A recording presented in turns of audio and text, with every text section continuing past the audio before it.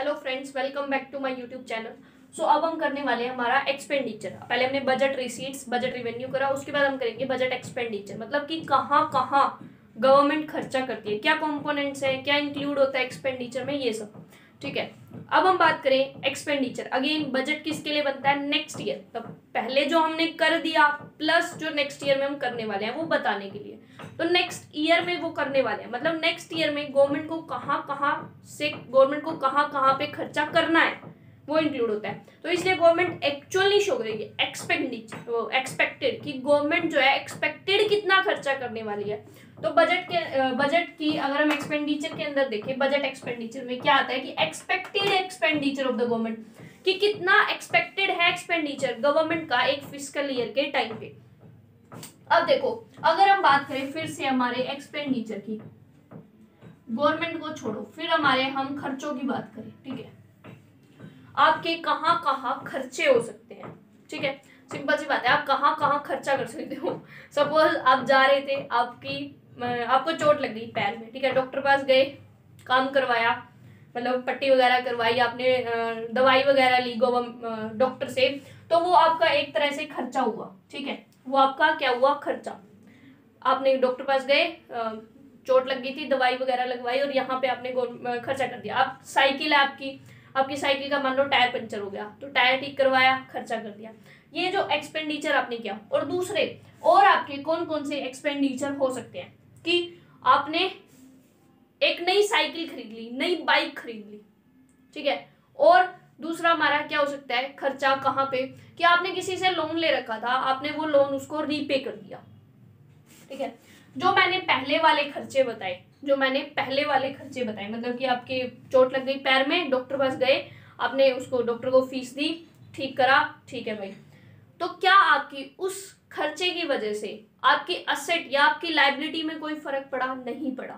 लेकिन वहीं आपका जो दूसरा खर्चा जो मैंने दूसरी तरफ लिया, जहां पर आपका क्या हुआ कि आपने नया कुछ खरीद लिया, आपने नया घर खरीद लिया, नई साइकिल खरीद ली, या आपने किसी से लोन ले रखा था, आपने उसको वो पे कर दिया। ठीक है, ये आपने एक दूसरा खर्चा किया। तो यहाँ पर जो आपने खर्चा किया, यहाँ आपकी असेट और लायबिलिटी इंपैक्ट में आ रही है, कोई भी एक इंपैक्ट में आती है। ठीक है, या तो आपकी असेट इंपैक्ट में आएगी या आपकी लायबिलिटी इंपैक्ट में आएगी। तो ऐसे ही हमारी गवर्नमेंट के साथ होता है। गवर्नमेंट के भी दो तरह के एक्सपेंडिचर होंगे, एक होगा रिवेन्यू एक्सपेंडिचर, एक होगा कैपिटल। रिवेन्यू जिसका असेट लायबिलिटी पे कोई फर्क नहीं पड़ेगा, कैपिटल जिसका असेट लायबिलिटी पे फर्क पड़ेगा। अब बात आती है कि क्या फर्क पड़ेगा असेट लायबिलिटी पे और क्या फर्क नहीं पड़ेगा। ठीक है, जब आप खर्चा करते हो, मैंने बताया, या तो आप क्या करो, या तो आपने क्या है लोन को रीपे किया, दूसरा मैंने क्या बताया, आपने बाइक खरीद ली। ठीक है, लोन रीपे किया, बाइक खरीद ली। आपने लोन को रीपे किया, आपने अपनी लायबिलिटी कम कर दी, वो आपके पास एक उधार ले रखा था, आपके ऊपर एक लायबिलिटी थी, अब आपने वो रीपे कर दिया, आपकी लायबिलिटी क्या हो गई? खत्म। आपकी लायबिलिटी क्या हुई? रिड्यूस हुई। ठीक है, वहीं आपने एक बाइक खरीदी, ठीक है, असेट बढ़ गई आपकी, वो आपके लिए क्या है? एक असेट है, तो आपकी असेट इंक्रीज हो गई। खर्चा हम यूं ही कर सकते हैं, ठीक है, इन द फॉर्म ऑफ जो लायबिलिटी असेट को इंपैक्ट में लाए। तो रेवेन्यू एक्सपेंडिचर वो एक्सपेंडिचर होगा जिससे ना तो आपकी लायबिलिटी कम हो, ना ही आपकी असेट बढ़े। ध्यान से, रेवेन्यू एक्सपेंडिचर वो एक्सपेंडिचर होगा जहां आपकी ना तो लायबिलिटी कम हो, ना ही आपकी असेट बढ़े।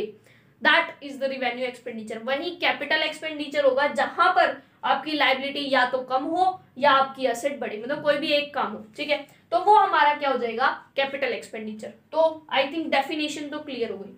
ठीक है, revenue expenditure that do not create asset और nor results in the reduction of liability, कि ना तो हमारी असेट बढ़े ना ही हमारी लायबिलिटी कम हो, वो हमारा रेवेन्यू एक्सपेंडिचर।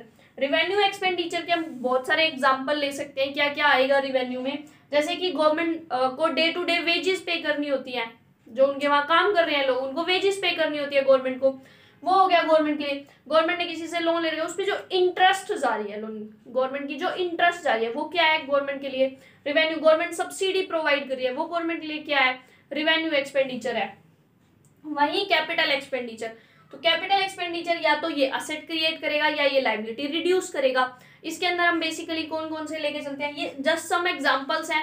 इसमें वैसे तो कुछ बड़ा क्वेश्चन आता ही नहीं है, जस्ट यही आता है कि आपको कोई भी एक स्टेटमेंट देंगे, बताओ ये रिवेन्यू एक्सपेंडिचर है या रिसीट है, कौन सी रिसीट है, रिवेन्यू है, कैपिटल है, दिस वे, ठीक है। और अगर बड़ा क्वेश्चन आएगा तो इजीली आप एक्सप्लेन कर सकते हो क्योंकि कंसेप्ट तो क्लियर है। उसके बाद अगर हम बात करें तो कैपिटल एक्सपेंडिचर में हमारे क्या क्या एग्जांपल्स आ सकते हैं कि गवर्नमेंट ने कुछ प्लांट एंड मशीनरी खरीद ली, गवर्नमेंट ने कुछ लैंड एंड बिल्डिंग खरीद ली, गवर्नमेंट ने शेयर बॉन्ड्स खरीद लिए किसी के, ठीक है, गवर्नमेंट ने डिफेंस के लिए कुछ बड़ा खर्चा किया। देखो अब बहुत सारे बच्चे क्या है, डिफेंस आते ही कंफ्यूज हो जाते हैं कि इसको भाई कैपिटल एक्सपेंडिचर में लें या रिवेन्यू एक्सपेंडिचर में लें। तो मेरे अकॉर्डिंग तो ये कैपिटल में ही जाना चाहिए क्योंकि डिफेंस पे जो बेसिकली खर्चा होगा, देखो गवर्नमेंट का जो डिफेंस पे खर्चा, या देखो आपको उसमें क्या करना है, एग्जाम में अगर डिफेंस है तो आपको लिखना है कि अगर सैलरी वेजेस आर्मी पर्सोनल्स वगैरह को दी जा रही है डिफेंस के अंदर तो वो तो रिवेन्यू होगा, लेकिन वहीं अगर डिफेंस में बड़े बड़े लाइक टैंक वगैरह खरीदे जा रहे हैं तो वो हमारा क्या हो जाएगा, कैपिटल एक्सपेंडिचर होगा।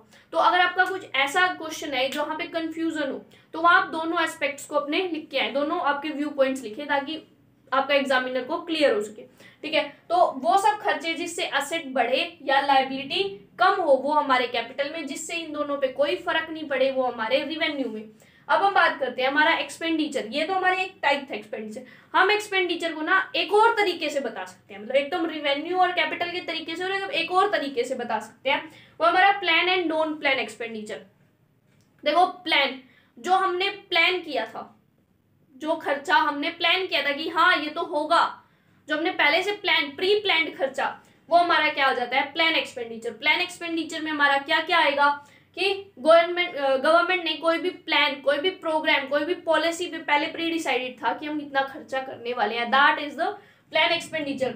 वही दूसरा, assistance of the central government to the state government, कि सेंट्रल गवर्नमेंट ने स्टेट गवर्नमेंट को कोई हेल्प प्रोवाइड करनी थी, पहले से डिसाइडेड है, ठीक है, तो वो हमारा किसमें आएगा, प्लान एक्सपेंडिचर। जैसे कि अभी जीएसटी में चल रहा है तो गवर्नमेंट ने कुछ पहले डिसाइड किया था कि जीएसटी के इतने सालों तक हम स्टेट गवर्नमेंट को कुछ हिस्सा जीएसटी का देंगे, क्योंकि पूरी जीएसटी कहाँ जाती है, सेंटर के पास, तो हम कुछ हिस्सा किसको देंगे, स्टेट को, तो वो प्लान है। तो वो गवर्नमेंट का क्या हुआ, plan expenditure. Non plan expenditure, जो गवर्नमेंट का प्लान नहीं है, हम इसको बेसिकली, इसकी कोई डेफिनेशन लिखते हैं, हम नहीं होती है, हम इसको बेसिकली लिखते हैं non plan expenditure is the expenditure which is other than the plan expenditure, मतलब जो प्लान से अलग रह गया वो बच गया नॉन प्लान।